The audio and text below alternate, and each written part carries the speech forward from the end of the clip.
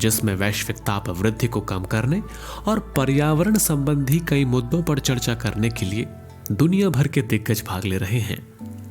आइए DD news podcast के इस एपिसोड में बात करें COP28 और उससे जुड़े उन सभी मुद्दों की जिन पर यह सम्मेलन आयोजित किया जा रहा है।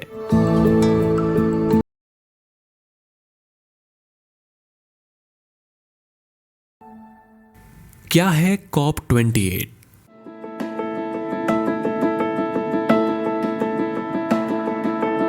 Corp conference of the parties का संक्षिप्त रूप है। COP28 जलवायु को लेकर संयुक्त राष्ट्र की 28वीं सालाना बैठक है, जिसमें सरकारें इस बात पर चर्चा करती है कि जलवायु परिवर्तन को रोकने और भविष्य में इससे निपटने के लिए क्या तैयारियां की जाए। यहाँ पार्टीज का मतलब उन देशों से है जिन्होंने साल 1992 में संयुक्त राष्ट्र के जलवायु समझौते पर हस्ताक्षर किए थे। इस पूरे सम्मेलन को संयुक्त राष्ट्र जलवायु परिवर्तन सम्मेलन कहा जाता है, जो जलवायु परिवर्तन पर संयुक्त राष्ट्र फ्रेमवर्क कन्वेंशन के ढांचे में हर साल आयोजित होता है। पहला संयुक्त राष्ट्र जलवायु परिवर्तन सम्मेलन 1995 में जर्मनी की राजधानी बर्लिन में आयोजित किया गया था।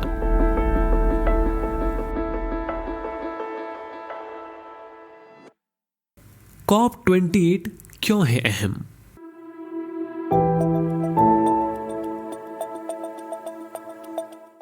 ऐसी उम्मीद की गई है कि दुबई में आयोजित हो रहे COP28 में पृथ्वी के तापमान में हो रही बढ़ोतरी को 1.5 डिग्री सेल्सियस तक सीमित रखने के लंबे समय के लक्ष्य को बरकरार रखा जाएगा।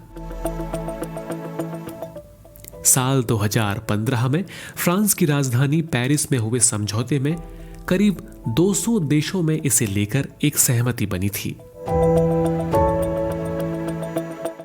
संयुक्त राष्ट्र में जलवायु पर नजर रखने वाली संस्था inter governmental panel on climate change के अनुसार 1.5 डिग्री सेल्सियस वह जरूरी लक्ष्य है जिससे ग्लोबल वार्मिंग के खतरनाक असर को रोका जा सकता है। इस समय दुनिया का तापमान औद्योगिकरण यानी इंडस्ट्रियलाइजेशन के दौर से पहले की तुलना में 1.1 या 1.2 डिग्री सेल्सियस बढ़ गया है। ये इसलिए हुआ क्योंकि उससे पहले इंसान ने बड़े पैमाने पर जीवाश्म ईंधन यानी फॉसिल फ्यूल को जलाना शुरू नहीं किया था।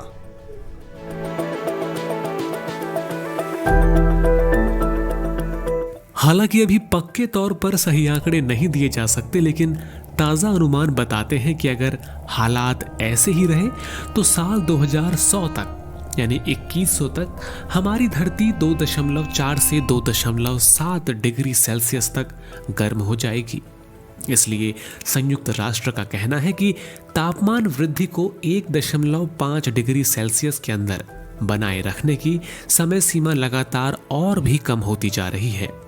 इसके अलावा सम्मेलन में 2030 से पहले ग्रीन हाउस गैस उत्सर्जन को कम करने के लिए स्वच्छ ऊर्जा जैसे बायोफ्यूल, सौर ऊर्जा, पवन ऊर्जा जैसे स्रोतों की ओर कदम बढ़ाने पर भी बातचीत होगी, जिस पर पिछले साल मिस्र के शर्म अल शेख में हुए COP27 सम्मेलन में देशों के मध्य सहमति बनी थी। इसमें अमीर देशों से गरीब देशों तक जलवायु कार्रवाई यानी क्लाइमेट एक्शन के लिए धनराशि पहुंचाना और विकासशील देशों के लिए एक नए समझौते पर काम करना है, जिसके तहत प्रकृति और लोगों पर ध्यान केंद्रित करने के साथ ही COP28 को अब तक का सबसे सफल सम्मेलन बनाने पर चर्चा हो रही है।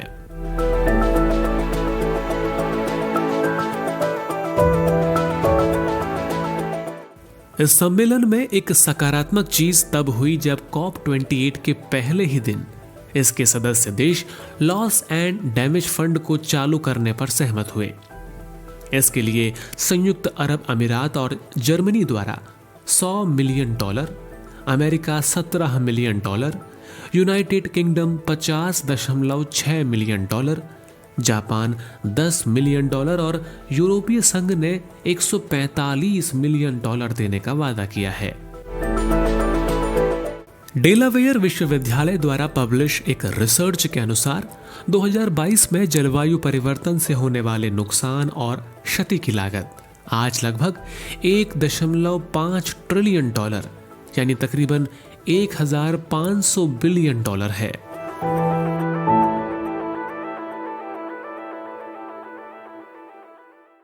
जीवाश्म ईंधन को खत्म करने पर जोर।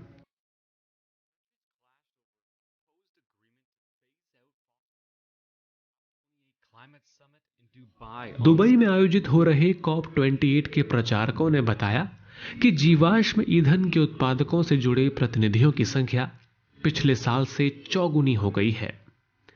COP28 जलवायु वार्ता के लिए कोयला, तेल और गैस उद्योग से जुड़े लगभग 2400 लोगों को पंजीकृत किया गया है। दुनिया के लगभग 100 देशों ने 2030 तक नवीकरणीय ऊर्जा यानी रिन्यूएबल एनर्जी के उपयोग को 3 गुना करने का वादा किया है।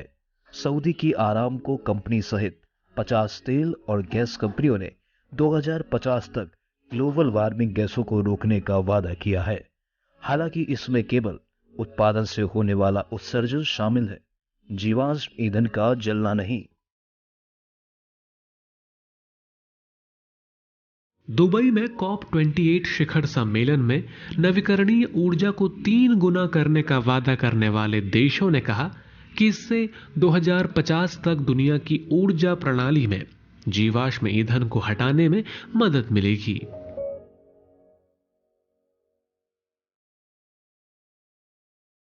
भारत और COP28। विश्व कल्याण के लिए सबके हितों की सुरक्षा आवश्यक है, सबकी भागीदारी आवश्यक है। भारत की 50% से अधिक बिजली का उत्पादन कोयले से चलने वाले बिजली संयंत्रों से होता है और भारत ने कहा है कि आने वाले कुछ वर्षों तक कोयला भारत की बिजली क्षेत्र का मुख्य आधार बना रहेगा। भारत ने COP28 में वेट एंड वॉच अप्रोच यानी प्रतीक्षा करो और देखो का दृष्टिकोण अपनाया है। भारत का तर्क है कि जलवायु संकट 1850 के दशक में विकसित देशों द्वारा ग्रीन हाउस गैसों का उत्सर्जन करने के कारण पैदा हुआ था, जब औद्योगिक युग शुरू हुआ था। अमेरिका स्थित अंतर्राष्ट्रीय संगठन हेनरिक बोल स्टफ्टन के एसोसिएट डायरेक्टर लियोन शॉल्टे कहते हैं कि अभी हम जो बड़े पैमाने पर नुकसान और क्षति देख रहे हैं वे विकसित देशों द्वारा अपने उत्सर्जन को तेजी से कम करने और विकासशील देशों को जलवायु वित्त प्रदान करने के मामले में 30 वर्षों से लगातार टाल मटोल करने का परिणाम है। विकासशील देशों को विकसित देशों के समान स्तर पर नए फंड में योगदान करने के लिए कहना नैतिक रूप से गलत और कपटपूर्ण है। COP28 में भारत ने स्वास्थ्य और जलवायु पर COP28 घोषणा पत्र पर हस्ताक्षर नहीं किए, क्योंकि इस घोषणा पत्र में स्वास्थ्य क्षेत्र में कूलिंग यानी ठंडा करने के लिए ग्रीन हाउस गैसों के उपयोग पर अंकुश लगाने का प्रावधान किया गया था और भारत का मानना है कि देश के स्वास्थ्य सेवा ढांचे के तहत ये व्यवहारिक या हासिल करने योग्य लक्ष्य नहीं है। भारत सितंबर में दिल्ली में आयोजित G20 शिखर सम्मेलन में नवीकरणीय ऊर्जा क्षमता को 3 गुना करने पर पहले ही एक समझौता कर चुका है। सकल घरेलू उत्पाद यानी कि GDP के मुकाबले भारत की उत्सर्जन तीव्रता साल 2005 से 2019 के बीच 33% कम हुई है, यानी भारत ने 11 साल पहले ही निर्धारित लक्ष्य को हासिल कर लिया है। पिछले सम्मेलनों की आलोचना करने वालों, जिनमें एक्टिविस्ट ग्रेटा थनबर्ग भी शामिल हैं, का कहना है कि ये सम्मेलन वास्तव में ग्रीन वॉशिंग है, यानी इनमें देश और कारोबारी सिर्फ अपनी उपलब्धियां गिनाने आते हैं, लेकिन वास्तव में कोई ठोस कदम यहां नहीं उठाया जाता। लेकिन जब दुनिया के नेता इस तरह से जुटते हैं तो मुल्क के स्तर पर लिए जा रहे कदमों से आगे बढ़कर वैश्विक स्तर पर कुछ किए जाने की संभावना जरूर बनती है। उदाहरण के लिए संयुक्त राष्ट्र का कहना है कि पेरिस में हुए COP21 में पृथ्वी के तापमान में हुई बढ़ोतरी को 1.5 डिग्री सेल्सियस तक रोके रखने पर बनी सहमति से जलवायु को लेकर कुछ करने की एक वैश्विक पहल शुरू हुई है। दुबई में हो रहा COP28 सम्मेलन भी इस दिशा में एक अहम कदम है। Atul Shah, DD news.